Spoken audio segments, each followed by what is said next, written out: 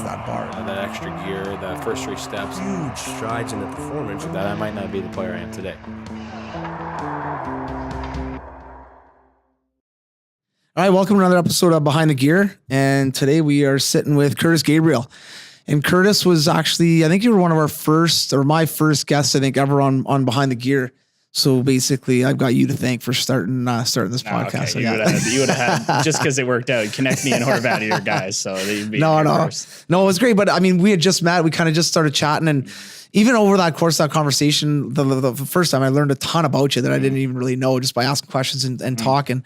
And then obviously, kind of finished that episode up with, you were going to have a good off season, which you did, and then go back and, try to play in the NHL. And I want to always follow up with guys that I've had because, okay, well, what happened? Did, not fail, but did it work? And After action report. Yeah, exactly. Right. And kind of what did work, what didn't work, and, all that kind of stuff. So I think, for you, so you left here at the end of the summer, last summer, and then went to Jersey for training camp. And how did training camp go for you? Like, how did you feel coming in? Did you feel different coming in that year than you did years past, as far as just maybe the summer you had, or maybe just mentally how you felt, things like that? Well, I think when I came on, I wasn't even close to free agency yet, right? Like, no, you were waiting. We were sitting here like, don't even know what's going to happen. That's right. So yeah, exactly. It's obviously a little bit of better situation this time around, but obviously, so we just started training, and then agent was like, don't expect to get signed really till maybe a couple of days after free agency opens, maybe a week. Like, it's not that alarming. And I'm like, I guess that's how it goes for depth players, and you don't know where the guy's going to go. So, then he said, there's that free agent period, where they can talk to anyone, June 25th. And I didn't get anybody talking to me then. So I was like, okay.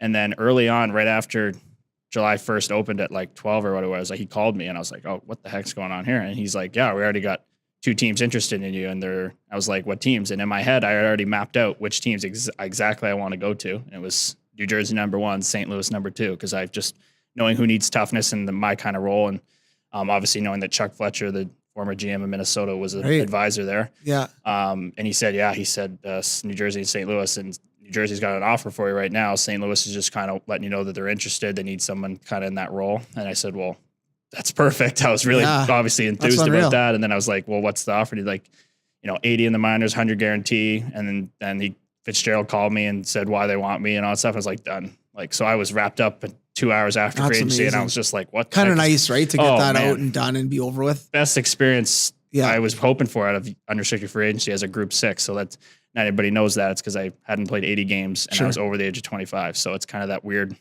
spot where you haven't really found your game yet. So deciding there was awesome. Then I talked to him in the car a bit with my girlfriend, and he seemed like he was really positive. He's like, yeah, we tried to trade for you last year, and Chuck wouldn't do it when he was in Minnesota. And, now that he's with us, obviously that was another resource, and we've always kind of kept tabs on it, and here I am. So it worked out perfectly. And then training, knowing I was going to go there, got to meet Cini and Whitey. Yeah. And then train hard, and then going in, totally different vibe. Minnesota, you get used to things. This time was like, okay, I got to go to a whole new team. I don't know anybody, just know these 2 guys.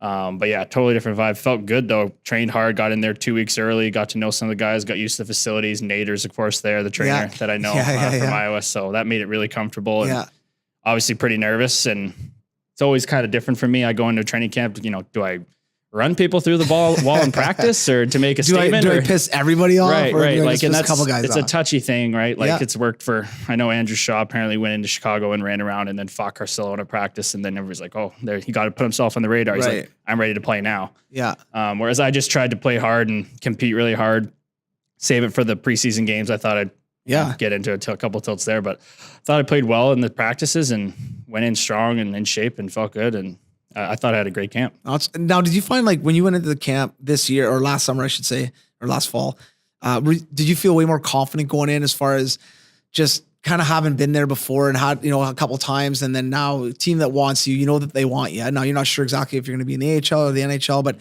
was there a different kind of confidence level for you, or was it still that nerves and holy here we are again? I would say it was kind of maybe more fitting of, like, going into Minnesota as a draft pick, you got maybe pressure kind of nerves there, whereas here was kind of like, I got to show what I can do, or they're gonna, I don't want them thinking, holy crap, why are we signing this guy? I want them to be like, yeah, wow, good signing. And that's what it turned out. And they They told me that in my exit interview. If anybody watched that, I know Jersey fans watched that. No, it was awesome, man. Yeah, you had some good plugs in there. I was pissed in that interview with Heinze and when they sent me down, because I thought I was exactly what they need, and I thought I showed well, and especially showed. I've always wanted to show the physical side right off the bat. Like I just said, do I go run guys? But I played the right way, showed I had some hands and some skill and some like smarts to play the game. And that's what he identified. And obviously they know I can bring the other stuff. Yeah. Just unfortunate in the preseason, nobody wanted to fight me because, don't give this guy a fight. He's a plug, blah, blah, blah. So it was fun. But as far as the mentality, it was just more, maybe a little less nerves actually. Like not a confidence. I was just like, oh my God, I was just on my toes maybe more. Yeah.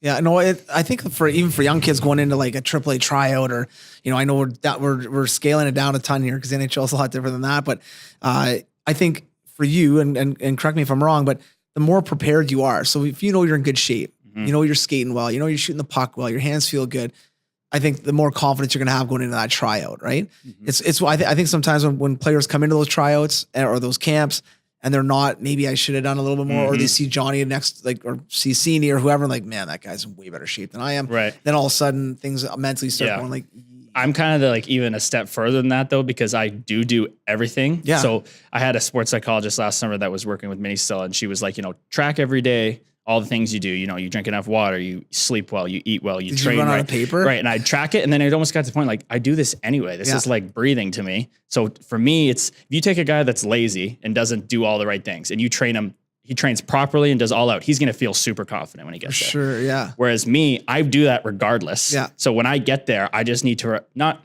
remember all the stuff I did, but just believe in myself. And that's part of the mental training that we'll get into too, that I've taken a step forward in. It's just, I know I do that all regardless. Yeah. So it's not even a confidence thing for me. That's like breathing. It's just me just being in the moment and being present, and then using what I know I can do, and just losing myself in the game. I can't be thinking. Well, you probably get caught up with more overthinking. Oh, that's exactly. Like, did I stick handle? Did I do this? Should I done more of this? Or, instead of just being like, buddy, I do all that. Fine. Just go play. Whereas this, the guy that doesn't do anything and then does lots, like, oh my God, I did so much. I'm going to be the best player out here. I do that regardless. Yeah. So it's just wrapping my head around going out there, being present in the moment and doing what I do. Yeah. Yeah, no, for sure.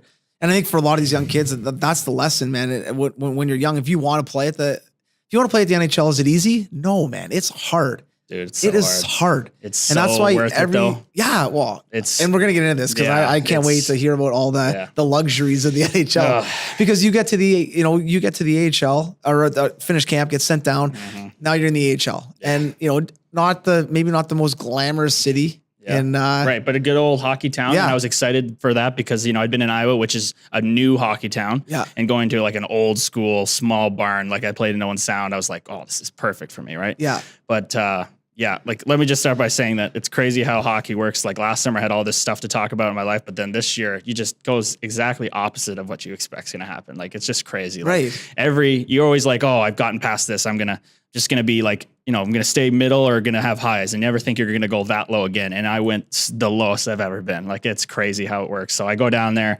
And now, when you went down, were you just like, kind of depleted? I was pumped. No, I was pumped. I was like, I had a great camp. Yeah. I was really curious to see where they slotted me on the lineup down there and who I was playing with, because, that's what they kind of see moving on. And I know the roster, and I know Rooney's the guy that's got a one-way next year. And I was sitting beside him all the time in camp, and we got to know each other a bit. And he's like, okay, this guy's going to be the fourth line center of the future. So I'm like, I got to have chemistry with that guy if I want to play on his team. So I get down there, and everybody's healthy at this time of the year, and they kind of slot the team exactly the way they want it. If everything perfectly and everybody played well, this would be the team the whole year, kind of with no injuries. So it had me. Rooney was even fourth line in the NHL. He was fourth line in the minors because they want him to stay in that role. And it was me on the right side on the fourth line, and then Bashan and another big wear on the left side. I'm like, perfect. This is exactly what I need. First two games. New coach from college, Mark Denny, plays us like a shutdown line, the fourth line. We're playing against. So you're playing a lot of minutes. Playing against the top nine of the other team. We get Bashan has 2 goals. I have 2 assists. We win both games. The first game we're more effective than the second game. Second game we just didn't have as much zone time. Okay.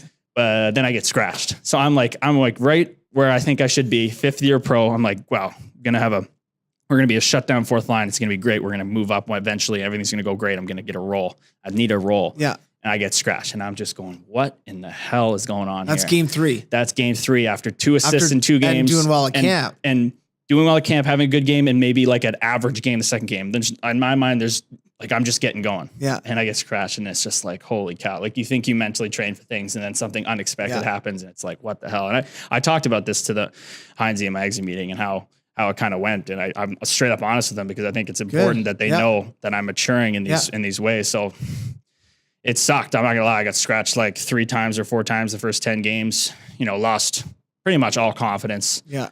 I'm a player that I need a role. I need an identity. And I think they thought I had it, but I was just not a prospect anymore. So in my mind, I'm going, great. I'm on a 2-way with my second organization. I'm not a prospect anymore. Right. Like what's going on here? They have another tough guy, Brandon Baddock, he's playing over me. And I'm like, okay, I'm in and out of the lineup.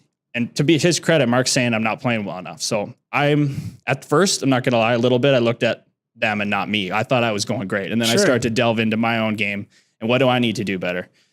So I just kind of went at it and kind of didn't really own up to it as much as I should have. And then as the year went on, just kind of kept getting scratched more. And I hit kind of like a low point where I got this big scar on my face now, tough little guy in Wilkes-Barre popped me. And I responded from it to it kind of bad emotionally and kind of lost my way playing. And I just sat down after that game, went home and I was just like, that's it. Like I got to change something. Something's not working. I thought I did this mental training. I thought it was important.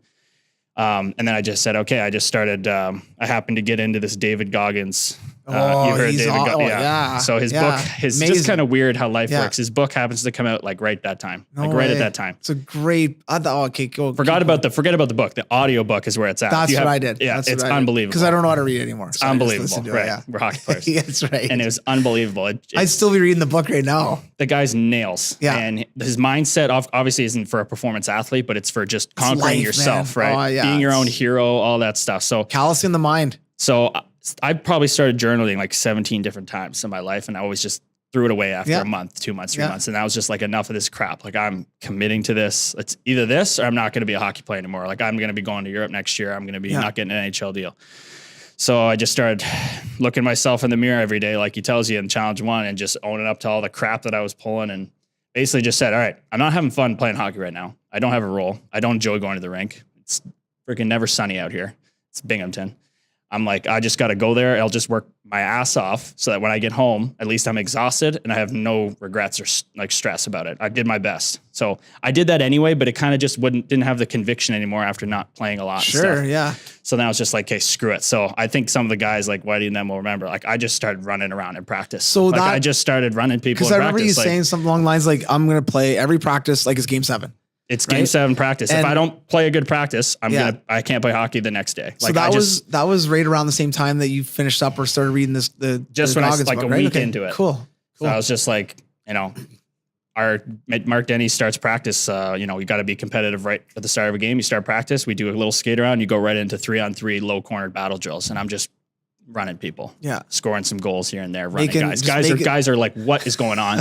Yelling at me. So I'm running assistant captains, just making friends. John Ramage is a great leader there. And I kind of took a penalty on him, would have been a penalty game, but I'm just running around because I'm just like, enough is enough. I'm playing like I'm going to die. And from there, everything opened up. It took a little time, but I think honestly that I stuck with it is that what made the difference. I could have been like, it didn't change in one day or a week or 2 weeks. And I just kept doing it. And kept doing it. And I'd go home, I'd be dead, just sleep the rest of the day. But I would just stick handle my life away, eat my life away, train, skate, do extra conditioning at the end of practice. And I think that's the reason all this happened and why we're talking about a successful year instead of an unsuccessful year. It would suck to sit here and have never changed anything. It's amazing, I wouldn't even want to come on here. No, for sure. You almost get in that, like, let's say things that have kept going down. You leave the year, you're kind of embarrassed. Like, I don't even, I was telling my girlfriend, Karina, I'm like, I don't know if I can, like, this is brutal. Yeah. And I had to lean on my support system. I had to lean on my mom, had to lean on my girlfriend, Jeff Toohey, who's an awesome hockey man. Yeah. He's, you know him, he's GM at Oshawa Generals and Peterborough Pete's. And so I leaned on him a lot because he believed in me. He got me to Phoenix as the scout when I was 17 on my draft year, 18. And he thought I did really well. And that kind of, he's always believed in me. He found Sean Thornton. He's found a lot of other players like me. Yeah. So I really leaned on him and he's like, just go out there and just keep working. Like, you got to believe in yourself. And I did not believe in myself, but I was like, at least I'll go start working and maybe I'll spark something. So I started playing better. At least I'm more content with myself. get in a little bit, still scratched a little bit, but I get scratched. I went up right. Okay, I got to backtrack a little bit. I got called up early in the season when I was in the bad time, and I played 5 minutes against the Islanders, and I played actually pretty well.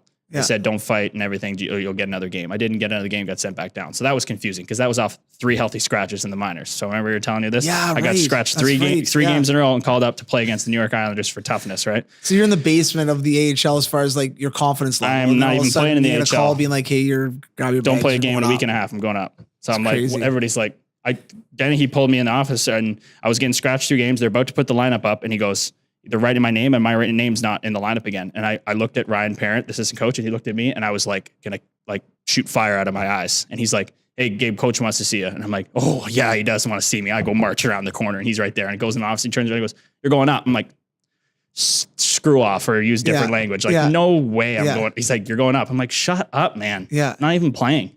I go up. So like after I play well, I come back down. That's confusing as hell. So that was when I was really down. And I hit that low point later. So now fast forward, I'm working really hard again, play a couple games. I get scratched for a game in Utica. So in the minors and in the East, when it's close, when you don't play, you just stay home. Yeah. There's no point of coming. So I'm cooking my dinner. Boys are about to play at 7:00 in Utica. My phone rings right before 7 and it's Dennehy. I'm like, what the hell? He's like, you're going up. I'm like, what? Like, what is going on? And then I'm kind of more pumped about this time because it's like I've been working hard. In a better so this spot, is not like maybe this is why I need to keep working hard. Like it was like wow, like of course I'm freaking out because I haven't played well really in my mind. I've just been working hard. So I go up there and it's I don't play the game. It's the game before the All-Star break. So they scratch me and I go in there and they're like, Heinz's like, hey, like you probably get a game or 2 after the All-Star break, but at least you get up here and get paid NHL money. And they sent down a couple of the younger guys to go play. So in my mind, I was like, am I up here to play or make money and just let the younger guys go play? So I'm still confused kind of. I fly home quick to see my family for a couple of days, come back, skate like 4 days in a row really early to make sure if I'm going to play, I'm going to be ready to play. I don't care if I'm tired, I'm going to be in shape, not losing anything. Don't play the first game that I play against the Canadians and I play well. And then after that, it just kind of snowballed and I just started picking up more confidence. He says in the media that he's got better hands than we thought. He can make plays. He sees things. He's great in the locker room. It just started snowballing and snowballing. And the next thing you know, I feel like I'm like a regular in the NHL. It's just like, I can't even believe I'm saying that stuff because it's just the opposites of what happened. It's unbelievable. Well, your season basically took a complete 180. Right? Oh my God. I want to talk quickly about kind of the mental part of that, going through that dark spot. Cause you said something there that really hit home with me, but it's all, looking in the mirror, but owning it. Right. Yeah. And a lot of times like kids, they get cut or they don't play or they're getting healthy. Then minor hockey not gonna get healthy, but they're not playing. And right away talk to the parents. Well, the coach doesn't like him. Well, so-and-so does this. Oh, that kid's dad knows this kid. Well, what's that kid doing to get better in order to get back in the lineup? And I think for you is probably some excuses at first, like it's bullshit. This guy just got called up and I'm getting, whatever. But then when you did own it and been like, you know what, I got to own this. I got to get better. Yeah. And kind of went back to basically your roots. Like your roots are you never played a game in the NHL because you're McDavid. You played a game in the NHL because you worked really hard. Yeah. And I mean, you got skill, don't get me wrong, but I mean and the one thing that I love about, been working with you for the last couple of years, I love the fact that you embrace your role. And I love it. But so many guys kind of, I can hit, I can fight, whatever it is, but I think I can still score 20. Like, maybe. And maybe that'll happen. Right? Maybe down the road. You gotta get your foot in the door somehow. This is my box right now. I'm going to stick in this box and I'm going to work my ass off to be in this box. And I'm going to try to get as far as I can. Then maybe I get more, opportunity. But going back to kind of that mental part of it, were there thoughts going through your head like, I'm done. I'm going to quit. 100%. You could ask my girlfriend. Sell my skates. Like, I was like, I'm going to Europe next year. Like she's doing online classes all next year. I was like, can you come to Europe? Like I want to live with you next year. Like I'm not taking just American League deal. I want to go. I'll go try to get better over there or something. Yeah. So I was like freaking out, obviously. Yeah. But they all kept me up and kept me positive. And Mark was good. Like, even though sometimes I didn't think he believed in me, he kept an honest dialogue and he's like, yeah, like you weren't as good this game and you got to be better to stay in the lineup. And then other times I was playing well, but they're just the numbers and they want prospects to play. And he's like, hey, you're a guy I want to play. Just, I'm going to get you in. As like, if there's a couple guys out, I want to get you in because I know how hard you work. I know how bad you want. I can see it. He's like, you don't mope. Like you're not happy about it. Like you're not coming with a biggest smile on your face, but you're coming in, now you're a little grumpy, but you're working your ass off. You're staying out longer to get better. We see that stuff. And I'm like, yeah, I know, but like, it's not getting me anywhere. It's not getting me anywhere. And you stick with it. So he was good that way. And it's at the time it's hindsight's 2020, but at the time it's like, God, this is, nobody believes in me, but it's just the way it was. And you just have to, the more adversity you have, if you're going to get through it, you're going to be better for it. The obstacle is the way. So we'd have like quotes all the time in the room and books. And he mentioned one book, and it just I didn't really read the full book, but just that the obstacle is the way. That's kind of like the way I look at it now. If it's hard, that's go right through that wall. If it's hard, if that door's easy, that door's that's the hardest door. Go through that door because you'll get better from it. So mentally, I wasn't owning things as much as I could, and then finally I had to hit a really big kind of emotional. At least I identified that. Other guys in the team were like, "Okay, what are you talking about? Like you got punched in the face, and then you came out of the box, and the puck bounced off. You went on the way, scored, and it's all in my head. Like." If they could see what's going on in my head, it was at a low for me. Yeah. Didn't maybe look like it. Yeah. Just like a bad night. But to me, it was like, this is brutal. Yeah. So that's what made me turn it around kind of. So I had to hit that low to build it back up with a better foundation, I guess. No, for sure, man. And going back to Goggins' book, how'd you find it? Was it just randomly like on social media, or was it somebody said, hey, you should check this out? Or I listened to his podcast with Joe Rogan, and I was always kind of like, this guy's nuts. Like I love that. I like people that are crazy. And then he heard he was writing a book, and it just happened to come out at the right time. And then I didn't really realize it was going to be such like a challenge laden book where it challenges you, and it's not just reading for fun. It's like, this is supposed to change you. Yeah. So that's what it did. It's like he talks about, you got to make yourself the hero of your own life. You're not reading that book to go, praise David Goggins. It's like, he's trying to help you. Yeah. And I think it's kind of weird telling people that a book changed my life, but like, I'm not a religious person, but like, if there is a Bible for me, that's like, I'm on my 8th time listening to it. If I'm in the car, I'm listening to that. If my girlfriend's not there, I'm just repeat. Yeah. It's just it's like a subliminal message just on repeat. Yeah. Well, the same thing happened to me. I listened to Rogan quite a bit. So I was listening to Joe Rogan. He was on it.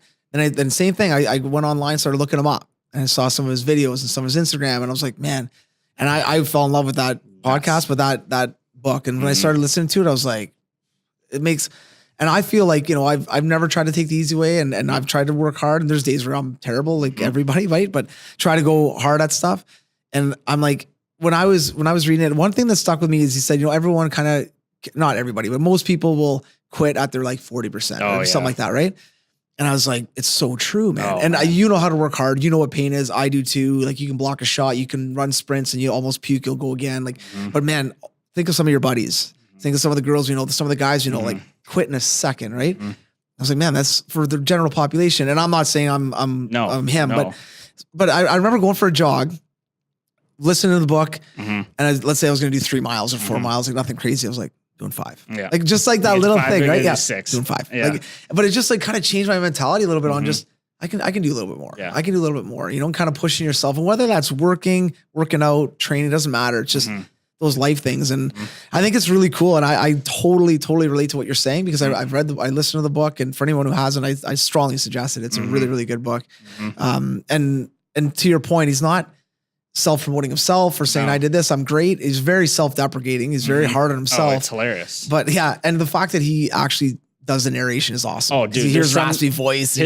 So for anyone who doesn't know, it's a book that they also do a podcast within, and like almost like a radio show, because they're just stopping mid-chapter at some crazy point, and the guy who's reading it for him is going, what the heck is this about? And he gets into, and he says the same thing every time. Well, see what's going on there. Like, he says the same things over and over again. He knows he's not smart. He's not the brightest guy in the world, for sure. Yeah. And some of the stuff he says, like, he'll just go on tangents that don't even make sense, but somehow it does. It's just like unbelievable. No, it's cool. Yeah. I was really impressed, man. So I love to hear that. I was just, no joke, talking to a parent about that today. He asked me, he's like, have you ever heard of David Goggins? I'm like, yeah, like, don't even get me started, because I'll be here for 20 minutes talking about him.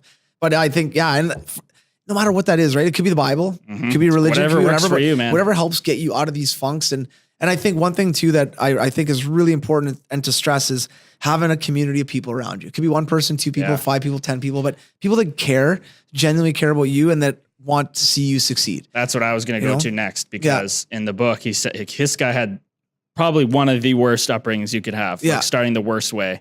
Whereas, and he literally says, I think it's the first chapter, I just listened to it yesterday. He goes, maybe for you, the problem is you were raised too well, and you don't know what it means to really be down and have to just literally survive and work your way out of something for survival, basically. Like, you're on the streets or whatever. Like, we were both raised in pretty comfortable 100%. middle class families. Like, yeah, I lost my dad, but like, that's not like I wasn't eating food every day or I was getting beat by my dad.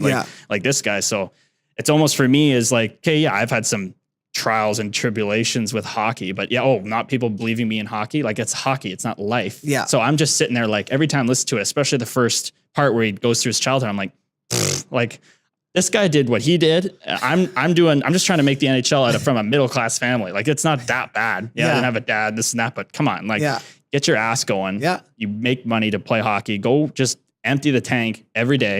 And then you just train your mind to do that every day so that when I do get to camp or I do get to playing in the playoffs one day, hopefully for the Devils, and it's game 5 and we're down, you got to find that extra. It's just training your mind to do that. Yeah. Oh, for sure, man. And I think like that's those are all kind of like life lessons. I think that are huge, right? Like pushing, like and saying stuff to yourself. Like I bet you your little voice in your head, which we all have, right, has changed. Oh yeah. And not necessarily just because of the book, but just over years, right? Mm-hmm. But now it's probably a way harder little voice. It's like harder on you, right? Just like you callous your hands. Like my hands can't get ripped up from stick handled so much. Now I'm trying to do the same thing for my brain. But the problem with that is like the second you think you have figured out, you just get beat to the floor again. So like he says in the book, it's like, there's no end to this. Like the end is dead. Yeah. Like there's no end to work. Yeah. So if you think, I'm not going to do the work today, I can do it tomorrow. It's like, no, this is never going to stop. So you might as well just go do it, you baby. Like it's not for soft people. If you're a soft person, this book will knock you down before it builds you back up. But that's what has to happen. 100%. But I also think if you're a soft person, life is hard. You got to right. So if you are working hard at and you don't have to be like that, or you don't have to be extreme. We're in performance hockey. We're not running just to see how far we can run to kill ourselves. Like we're trying to perform, but you tailor it to what you do. Yeah. And it could be just a working mom or working dad that wants to make better meals and make sure that they're in better. Or they're fat. Like if you're fat, you're fat. Like that's what he says in the book. Like you're out of shape. Yeah, you can be that, but you might die early. You're not gonna have a quality of life. Like it's just, he just wakes you up. And I love it. No, for sure. And then you kind of mentioned something quickly, which is obviously something that we spoke about before too, but going through, like, are there a lot of times where you do think your father? I know your dad passed when you were young, and obviously that kind of changes your path in life. And you've turned out great. I know you well enough to say you're probably going to be a good father one day. You're probably going to be a good husband. I'm a dog father, man. So there you go. Started. Yeah. But how has that kind of hardened you a little bit? And now, are there a lot of times where you kind of think of what it'd be like if you did have a dad or didn't have a dad? Is that something that kind of plays around a little bit with you? Funny we're doing this today because yesterday I had that Shared Grief Project came out where it's called Experience Camps and Shared Grief Project. So it's for kids that have lost a parent or both parents or whatever. They bring kids out to these camps and they get them all around, get comfortable with each other around kids that understand what they're going through. Because when you lose a parent, you're like, nobody gets this. Yeah, for sure. Nobody understands what I'm going through. So you go sit with kids that know what you're going through so you can break through that wall of wanting to. I didn't want to talk about it. My girlfriend didn't want to talk about her mom dying. She still doesn't really, but you got to break down that wall to work on it so you can accept it. And then they go play games and get closer together and they build lifelong friendships. So I was able to start with that just from them hearing my story, and it turned out really good. Got a lot of positive feedback. And then a guy that knew my dad who worked at a driving range, we'd go, I can barely remember, my dad would take us, there's a batting cage driving range. He'd hit golf balls. I played baseball, go hit the bat and everything. And then he would always come there and hit balls apparently by himself. And he'd talk to this guy, Mark Mitchell, and he'd be like, just talking his ear off about hockey. And he's like, I thought this guy was just some like other hockey dad bragging at his dad. Yeah. And he's like, clearly he believed in you because look what you're doing now. And I was like, it's so weird to hear that because I don't hear that very often. So it's like, yeah, like now that I think about it, because I don't think about it day to day anymore, I'll just move past it. But now I think about it, like he got me to that AAA team. Remember we talked about that the last podcast. He got me to that AAA team at 10. If he would have stuck around, like I think I could have been a totally different player. So it's kind of like bittersweet that way, but life just dealt me these cards. But like I was a good player. Like I think I could have developed into maybe with the confidence and the dad behind me pushing me with all the politics. Who knows what kind of player I am, right? But when losing all that confidence in him leaving and then me having to like have fun and just build that back up, that took me on a different path. But you just deal with the cards you're dealt with. Maybe I would have liked that path better, but this is what I got. Yeah. Accept it, move on, make the best of it. And that's what I'm trying to do. Yeah. So it definitely hardened me. Oh, that's cool. Now, have you gone to that camp? Not yet. So they just contacted me, like just playing, 22 games up in New Jersey that I got a little more exposure and people learning about my story. So then some guy who works with them DM'd me on Twitter and said I should do it. And I said, that sounds awesome. Yeah. Did the video. They have a camp in Michigan, which is only a 5-hour drive, but it's late August and I'll be already be in my NHL city. So I'm hopefully going to get to one in the future, but it's, I mean, I'd fit in perfectly there, and a perfect role model for kids to see that, like, I had, you know, not all some kids it's cancer, some kids it's this, is that, and suicide's one of kind of the worst ways. So I think I'd have a good voice, and with my platform now, hopefully I can continue to grow that and then go help those guys out. So that'd be really cool. And maybe bring my brother too. Well, you know what? It's so important, I think, for young athletes, people that it doesn't have to be an athlete, it could be just a student, doesn't matter. But for these young kids to see and hear these stories from people that are, I didn't hear any of these stories, right? Man. And kind of like, oh wow, I'm not alone, right? Because just like you said, like, this is my story, this is my path, and everyone's got their own story. Yeah. But man, I find when you start to share those stories, and all of a sudden it's like, oh wow, like there are more people out there like this, or that have gone through this, and like famous people too. Like I got so many messages from people I didn't think would be talking to me about things, offering me their book, and they wrote a book, and they're a big author, and they're on TV, this and that. So I'm like, this is off 12 hours of it being out. Cool. So it's cool how it kind of networks off from that. But the reason it resonates with me is I didn't have that. When my dad died, we got a little thing to hug, like a little doll, because from this nice little thing we did, and then you talk to like a therapist or something for like 10 minutes. I can't remember. Yeah. It's foggy, but then you just moved on with your life. Whereas I didn't, from 10 till I didn't want to talk about it till 17, when I like had a big breakout, like emotional time in my life where I was like, what the heck? My dad's like, it was more mature to understand what went on. So if I would have gone to a camp and just busted down that door earlier, probably would have made it a lot easier transition into life. So I didn't have any of that. I just had my mom and my brother and everybody, and worked through it. But why not? You know, that would be great. I would have loved to go to that. Totally agree, man. I don't know if I ever told you this, but my father, my first year of college, my dad got sick, got a disease called encephalitis. It was like a brain virus. So dropped me off at school, literally drove back home with my mom and my sister. And then my mom called me a week later, said, hey, dad's in the hospital. I was like, dad is healthy. Like, what's going on? So I got on the phone with my dad. My dad couldn't string sentences together, didn't remember anybody, didn't remember anything. And then he got his memory back and stuff. It kind of changed him, like kind of turned into like my long lost uncle that I don't really know that well, right? How old are you? I was 19. Oh shit. Yeah. But what I'm getting at is I went through the same thing, like for that entire year of school. So I was my freshman year of college playing hockey. I played 11 games that year out of like a possible 34. So every second game, healthy scratch, lowest of my ever. I wanted to quit. I hated it. I was going to come home and work because my dad couldn't work anymore. And my mom's like, no, you can't. She was really strong. Like, you stay. You can't just come like home. my mom. That's awesome. Yeah. And then, but I didn't talk to anybody that entire year about the whole thing, right? And I had good buddies on that team. We'd party, do whatever, right? The next year I came back, a buddy of mine found out, and he was pissed. He's like, Blazer, how have you not said anything, man? I'm like, I don't know. And same as you, I just bottled it. And it's so, you can't deal with it.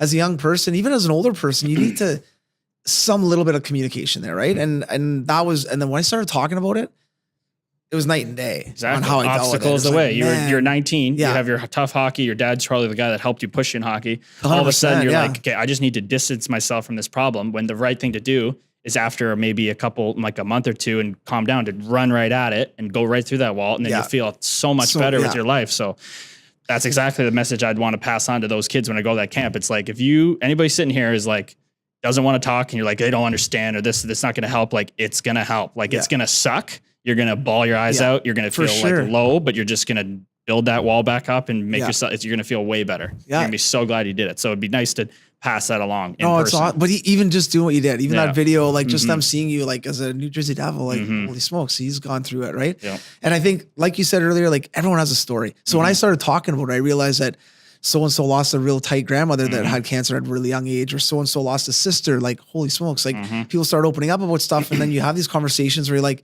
not that I feel better because that happened to them, but you're like, I'm not alone in despair and bad stuff going on, right? So you're like, okay. You want a story. You do not want to be this kid raised by a billionaire that's like, oh, I raised tough, I'm going to give my kid everything. That is the worst thing. That is like worse than getting adopted on the street from being homeless and you have no family and you're just like nothing. Like that. I'd rather have that than be the rich billionaire kid. Like you want a story. That's what life's about, to overcome goals, overcome challenges. No, I totally agree. I think, when you do have those obstacles, I think that makes you harder. I think your life experiences obviously create who you are. And if you have hardly any of them, or they're all really easy, or mom and dad take care of them all.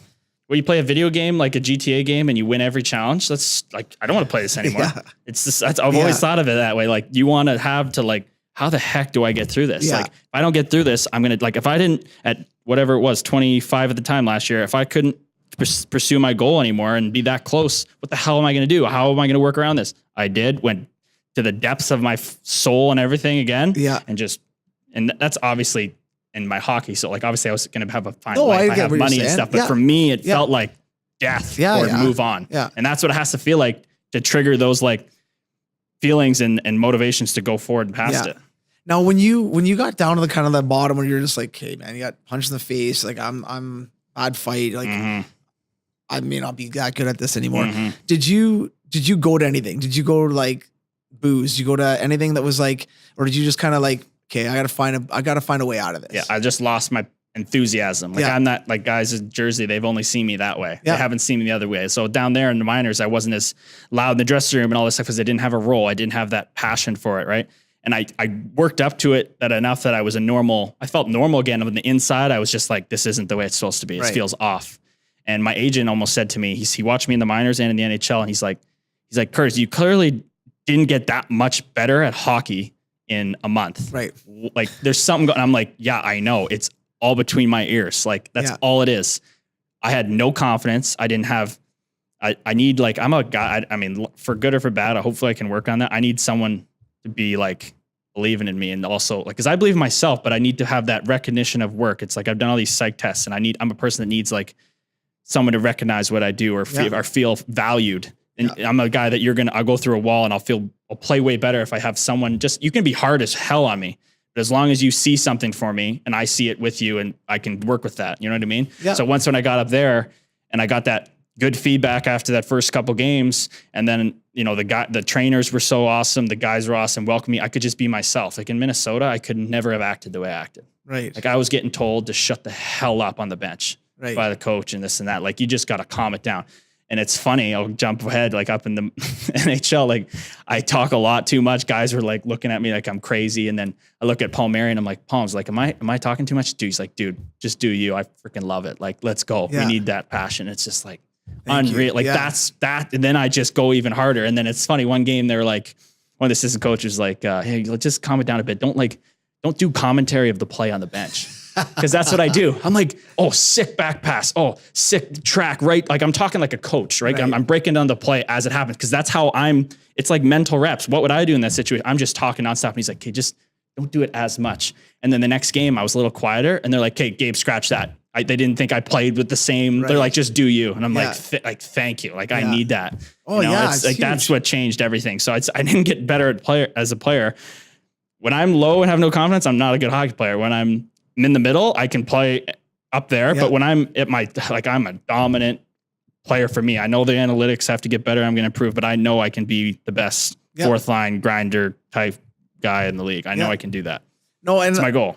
And win a cup doing that. Yeah. Well, and the one thing I want to touch on here is you saying, you being you, right? And you are, I've a different guy as far as no, but and this goes back to this Goggins, like, be what does he always say? Be uncommon against or around uncommon people. And you are already uncommon. A group of NHL players, there's not a lot of them, right? You're under 1,000 NHL players.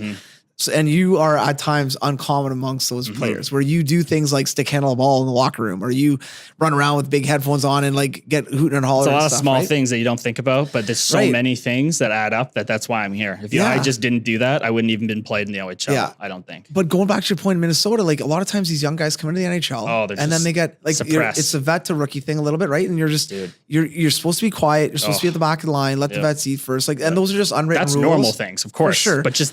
But personality wise, sometimes too, if you get a little bit too big or you're a little bit bigger than some of the vets, you're like, whoa, buddy, relax. Like I paid my dues. Where if you get into an environment like this, where you're like, buddy, be you, man. We love it. Like add some energy. I'm an old guy now. I need some energy. Like you bring energy for us. Right. Or I had a good contrast because like Stafford would he'd be the one guy that'd be like, okay, like watch it here. Like, don't like, just be you, but like, like, right. Like, so, and he was really good at that. And I rubbed him the wrong way a lot at first. And then I was really pumped when he pulled me aside after I scored my game winner against Price. And he's like, you didn't do any crap tonight. You just played and look how effective you are. And that meant a lot to me. Yeah. So I had the guys making sure I was in check and Nader, the trainer, because like, hey, like, don't be careful. Don't step on people's toes doing too much. Like just be tasteful about it. They will be you or let you be you, but just don't go overboard. So it was great that they were able not only to let me be myself, but reel me in enough that it wasn't constricting, but it was like, just being smart about it. So it was a perfect situation. And that's why I want to go back there. I don't like, if I have to go somewhere else, I have to go somewhere else, but that's where I want to play.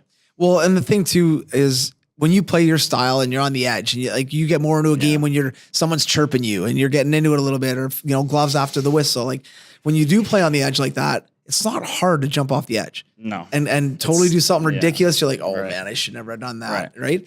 So being on the edge, having some guys to help kind of set those borders up a little bit, is kind of nice for sure. Yeah.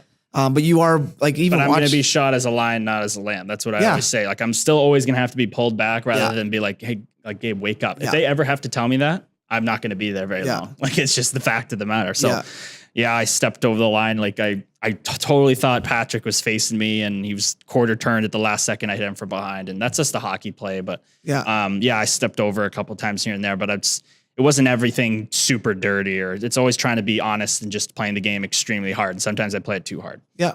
No, for sure. Now, I want to talk a little bit about this because I think it's a part of the game that everyone hates, and not everyone, sorry. A lot of people hate and are trying to get out of the game. I think it's a very important part of the game. I think it helps the superstars. I think it gives guys jobs. I think as a tough guy and a guy that doesn't mind fighting, you need to be able to play. And you can't just be a guy who can't skate anymore and jump on the ice. And you've done that and proven that. But what was it like going to the NHL knowing that I'm going to have to get into a couple here and I'm going to have to fight some big boys? That's not a problem. That's not the problem. I'm not going up there going, I'm going to fight a couple big boys and I'm going to do well. So it's more of, how do I make that happen? Because the game has changed so much. Whereas you can't just go back in the day, from what I understand, I've watched a lot of hockey fighting things, history, as much as I can gather. And it was like, didn't matter who you were back in the 60s or 70s. If someone challenged you, like, you're going, or that everybody's looking at you in the room like, what's wrong with you? Are you not like a man or something? Like, this is a man's game. Yeah. Whereas now you have little rats looking at me going like, buddy, I get paid 5 times as much as you, and I don't even have to do that. Why would I do that? And it's just I hear that and I look at them and I'm like, that's all you can come up with. Like, you know how many times I've heard that? Like, it's so funny now. Yeah. Cause I'll chirp about in-game stuff. This is what happens. I chirp about, hey, I just ran you and you threw it icing. Oh, that sucks. Like, our top line's coming against you. You're going to be pretty tired. And it's like a funny joke, but then they just go, you don't even know how to play hockey. You're so bad. And I just laugh at them. It's the same thing over and over. And I love laughing back at them and getting under their skin. But it's, how do I create those fights? Because nobody wants to do that anymore. Lucic said to me after our fight in the box, I look at him like, dude, you're my idol. Like, thank you so much. I've always watched you. Thanks for giving me that. And he's like, dude, keep this going. Like, we don't have this anymore. He's like, he said in his interview, I used to just fight because I was having a bad game in the first period, wake myself up. Right. You can't, now you have to pay someone to fight you out there. So it's more of just me being effective. If I can be super effective and then have those hits, then they're going to find me more. And so for me, like you said, it's not going up worried about it. I'm jazzed up for it. I'm more worried about, how am I going to do it, not hurt my team? Right. How am I going to do it at the right time? Like, what if I don't see a big hit behind me and I can't react to it? That's the stress more than anything. People think for me anyway, I like the fighting part. That's the easy part. That'll handle itself. It's the stress of doing it right, tastefully, not pissing your teammates off, doing it the right strategy behind it, right? Yeah, that's the tough doing part. it the right times. And there's rules, not rules, but kind of, I'm sure you have your own set of rules, but I'm not going to fight if we're up by a goal, right? I'm not going to fight if we have the lead, what's right? tough about it. But depending on what goes on, so many right? variables. Yeah. Because if somebody gets run bad enough where I need to do something up one, because people always, I hate this though. People, I hate it both ways. They like when if I have a fight, we're down 2 and then we come back and win. It's like, oh, he's smart to come back. But if I do it and then we lose, it's like, oh, it was terrible. It's like, you got to take it for what it is in the incident at the time. Like, so I think it just should help inspire like the teammates. So when I had that hit on Patrick and I got suspended after the game, but Nolan Patrick comes back and elbows me, I'm not getting into that, but way dirtier than my play, in my opinion. I get kicked. I leave the game to concussion protocol to make sure I'm all right. And then the rest of the game's just, I'm out of it now. So it gets up way chippier because nobody wanted to fight me the whole game. And then now that I'm out, I have like Severson and Vatanen getting way fired up and they're trying to fight guys in the corner. And Severson's not that type of guy usually, but he got emotional and into it. And that's what I want to do. I want to fire up my teammates. Because if one of those guys fights, who do you think's the most pumped on the bench? I'm losing I'm going out next shift and scoring a goal. I'm the most energy you could have. So I just want to do it, fire up, fans, but first and foremost, my teammates, they know I'm going to do it. Sometimes it's like, he's the designated fighter. It's like, oh, he fights. That's what he's supposed to do. It shouldn't be that. That's still stepping outside of anyone's comfort zone to do that. Then if I can fire up my teammates and when they can, somebody runs me and they can go after him, or a skilled guy can fight another skilled guy. That changes everything, gets them fired up. And I just love that part about hockey. It brings guys together. And they're all about brotherhood, grit, all these pillars of their team. And that's what it's all about. Yeah. No, for sure. Now in this stint of the year, the second half of the year for you, who's one of the toughest guys or strongest guys that you fought up there? When probably just Lucic being so big. He is a big boy. It's just his head and so big, and he's like, and that was a long tilt. Yeah, too. it was like a minute something, but Crazy. He's in the box. I'm like, because I know everything about this guy's career. I follow, and I'm like, dude, like, are you trying to lose weight? Like, you're so big. He's like, dude, I can't get below like 231. I just can't. He's like, my bones and I'm just too big, man. Yeah. I'm like, God, like, just don't eat any carbs. He's like, it doesn't change anything. I'm like, man, that's crazy. But he was just a big dude to fight. I wish I want to do a little bit better in it, whatever. It was good, but I want to win it, at the end. But Furlan's, that guy put a huge punch on my chin. Okay. And if you watch the video back in the slow, I get popped. And I was happy I stayed up for that. But he's just because how wild he is, that's probably the toughest guy. Yeah. That I fought that last season. Yeah. And he's playing a similar role, and he's free agent too. He's gonna get paid. Yeah, because he's been really effective this year. But he's got 40 points. He also had a good opportunity, right? He played up the lineup a little bit. Yeah, but he had another guy with story. He was an addict and everything. He totally changed his life around. He's got a kid now. He's gonna get paid probably 6 years at $4.5 million. Yeah. So I got another guy with the story. But yeah, so it's gonna be interesting to see where he ends up. But I skated by him I asked him 2 years ago, and I was up with Minnie, and it's like lined up with him, and I went up because somebody had broke Gaudreau's finger the last time they played, so they brought me up, and that was how I got started that year. Okay. And nobody did anything when I was up there. It was like a calm game, so I was just like, I gotta do something. So I lined up with Furlan. I call him Fur Daddy just to joke around, and he's just like, I don't fight guys like you, and I'm like, yeah, you do. So I skate by him in this warm up. I already know I'm gonna try to go after, and I just yell at him, Fur Daddy, and just to remember who I was, and he came out to me. The coach puts us on usually with a fourth line. At you. That's right. Nobody comes at me usually, like ever, right? Like that's hard to get someone to want to come after me. Yeah. And you didn't hesitate. Oh, but I was shocked because I don't have people going like, let's go. I'm like, okay. So usually with fourth line comes out fourth. Coach plays the first two lines and he says, Rooney's lined up next. And I'm like, I'm sitting down at the end of the bench because I'm like, did he just say our line? I'm like, he's like, Gabe, we're going. I'm like, all right, I get out there, and it's because their line was going out, so he wanted to put me out against them to start the game, just to see what something had happened, and he was just screaming at me from far away, and I liked how he gave me some space. He didn't come crowd. He's like, you want it? You want it? I was like, who is talking to me? Oh, right, I'm out against the second line. There he is. Oh, it was great. Yeah. So I was respecting that. We had a good chat in the box after too, but he's like, you're fighting. I'm like, you're fighting a lot more now. You're trying to get a big deal, aren't you? He's like, I'm trying to play physical again. And it's funny. Yeah. What's it like in the box? Are you? I know that you're very professional about how you handle yourself, off ice, everything, right?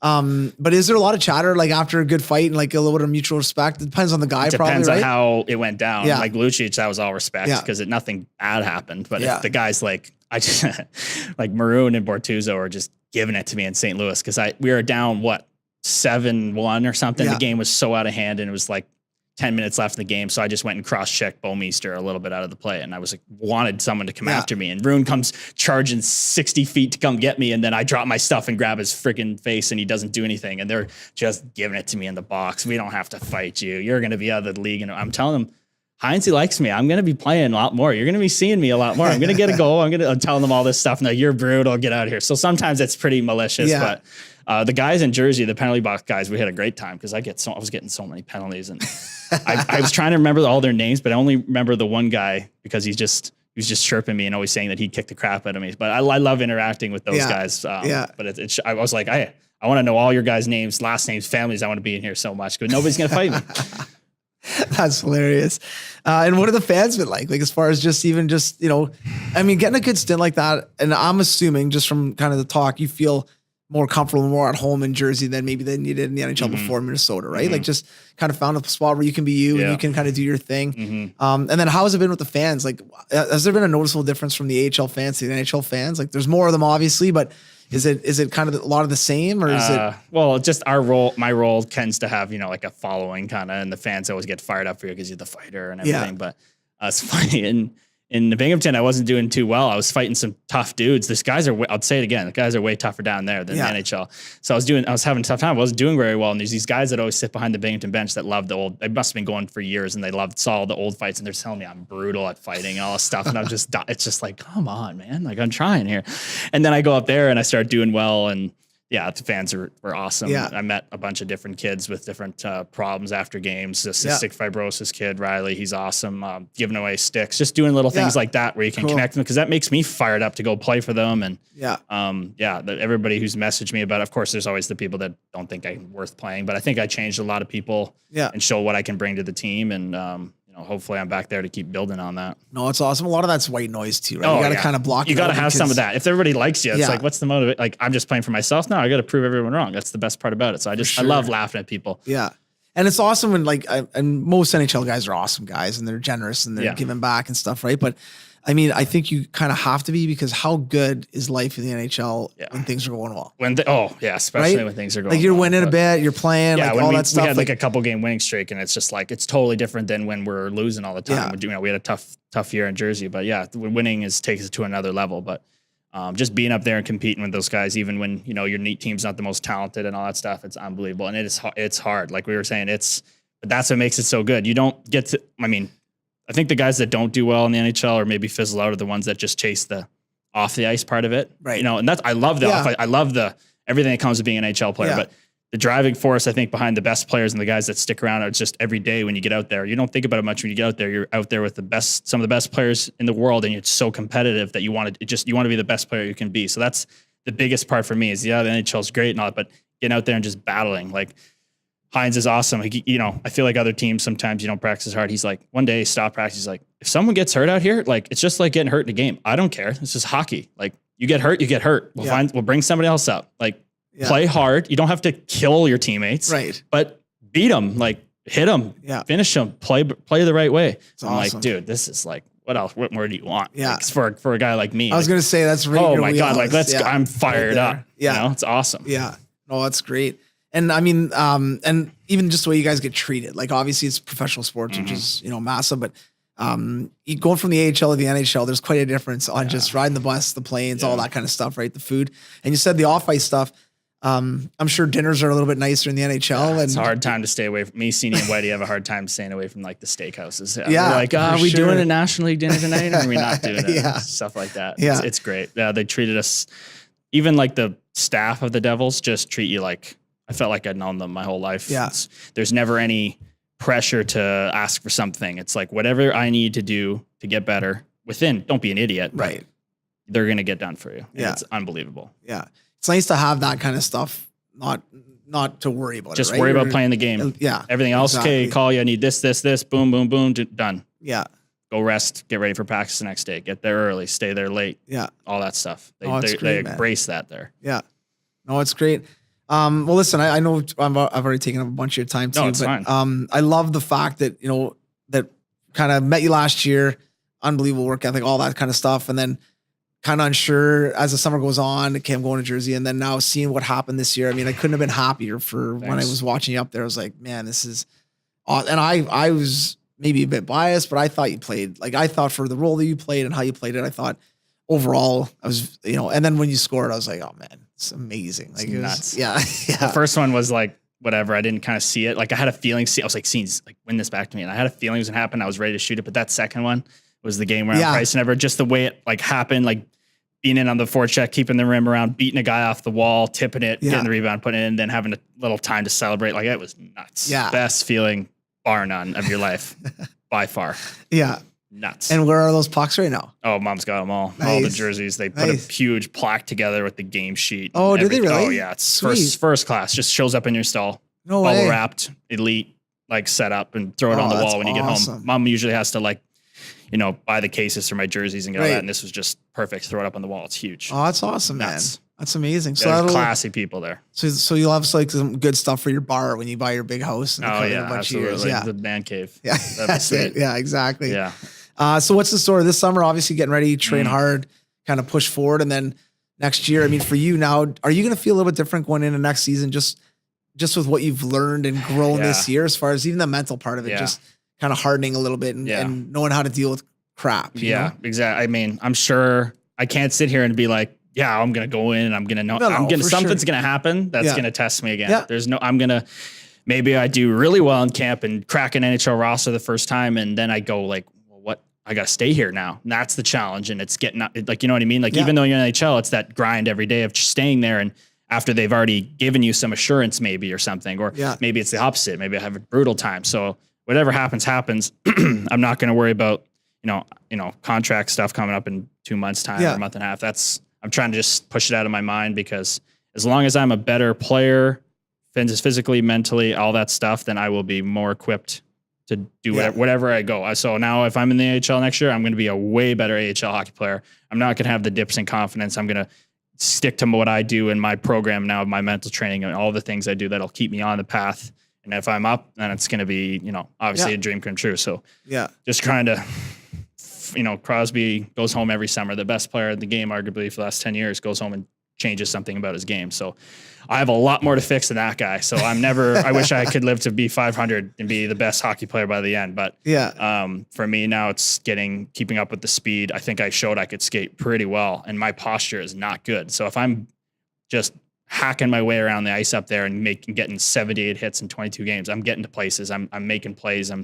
If I can do that hunched over and looking brutal, then I can do a lot better and have better posture and be more efficient, have more energy to make those plays later in shifts, have more energy to protect that puck down low 45 seconds into a shift. So just more efficiency, doing things at a higher pace. Like we're talking about today, just not out there dipsy doodling, but just little fakes, little puck possession things that are going to drive possession and keep plays alive. And then that's what they said in my eggs meeting. Just I can get out there, keep a puck in. If I don't score, I'm keeping momentum, get the next first line out, boom. Like have a good change, offensive zone. He's like, your line should never come off unless there's a shot and a stop or a stoppage of play other ways, or you're changing with the puck in their end and you're coming out. Like that's our goal. So just being better at that role, adding into the offense when I can, and obviously just being an all around better player. But that posture and just the speed of doing puck things, it's hard to work on though, right? Because you sit in there and you can stick it on all day, stationary. I'm pretty good at that after doing it so long.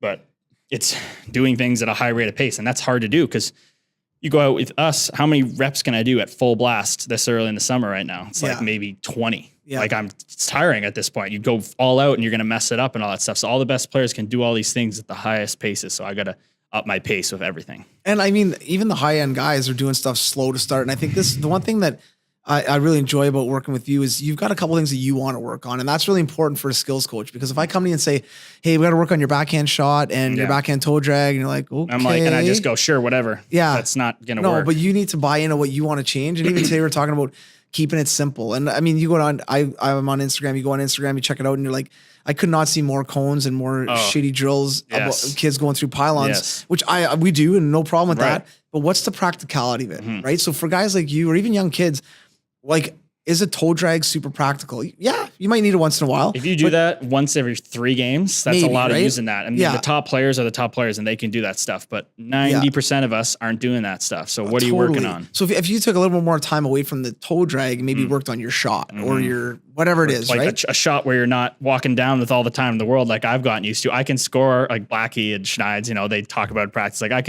you can load up and all the time, even doing like you load up a shot, you can score an NHL goal with these sticks now. If you have a good enough shot, you can get it by them.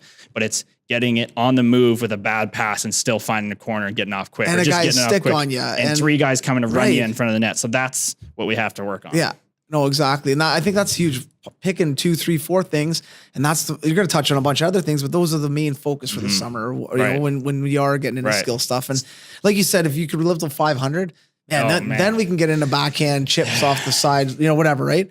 But you want to get those high level things that are going to make you a better player next year, and then you can keep building off and building off and building off. Even getting back on the ice with you now, it's fun because we had a whole summer together, so we're not starting back at like ground zero, right? I already feel like I'm saying stuff and you're catching it right away. So I think for guys and girls that are working with skills coaches, I know a lot of them that are with 4 skills coaches. Right. Like, what are you doing? Right. Like, go with one, maybe for hockey, one for skating, whatever you want to do. But man, then if you got to trust them and you're getting results from them, but man, it just makes everything so much easier. Then you can do this rather than every year starting from the bottom and trying to climb and starting from the bottom and trying to climb, right? But no, I'm pumped for the summer, man. I can't wait. I'm glad that obviously you're back in London, which is awesome.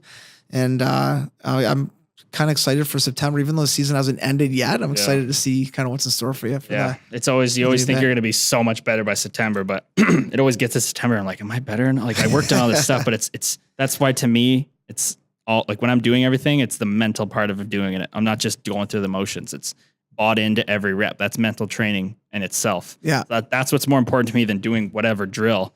When I'm locked in, I'm good. Like I do things that I don't even think I do in practice and stuff. And I just instinctually play the game because I have good instinct and stuff. It's not when your mind's not right is when you're going to be all over the place. So that's first and foremost. I start my day with it. I end my day with it. I think about it all the time. Everything else comes after. Yeah, I have to get better at skating. I have to get better at this and that. But mentally is by far the best players are meant, whether they know it or not.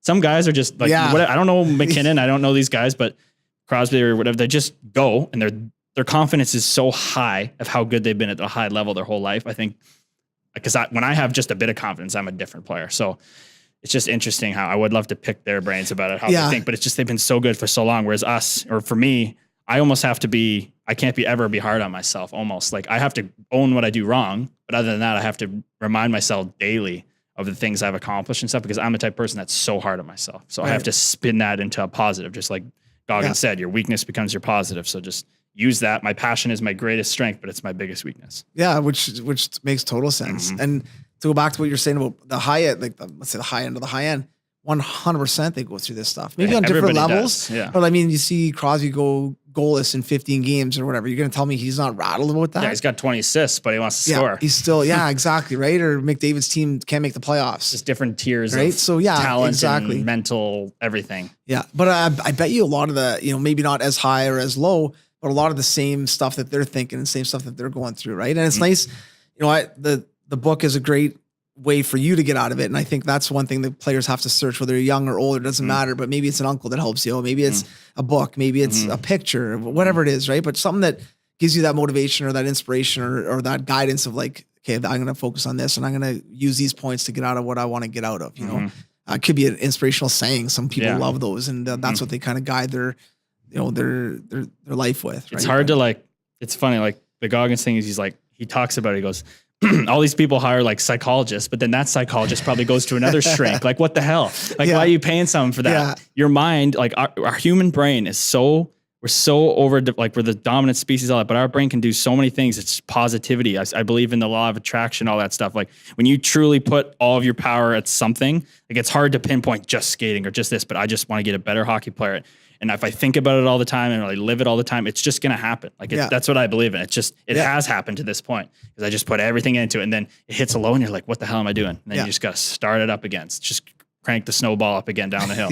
Right. But you don't need all that crap. Like part with me, when I heard that, I was like, well, what if you're just not like someone who's naturally like maybe smart or something, or you don't know, like say, you don't know how to put together good training or this, but you learn it because you think about it all the time. Like look at him. He didn't know how to do anything. He cheated his way through all school, and then he had to learn everything later on. And he's, but you'll find a way. Like everyone has the ability to find a way, and it'll take you to whatever path you're going to lead. And for him, he probably wanted to be a big time special ops guy, but he couldn't, he had barriers that he got complacent. Sometimes he missed opportunities, but at least he goes hard every day. And end of the day, he's like, I'm a better person for it. He knows how to deal with adversity and all that stuff. So that's what I try to do for hockey and life. Yeah.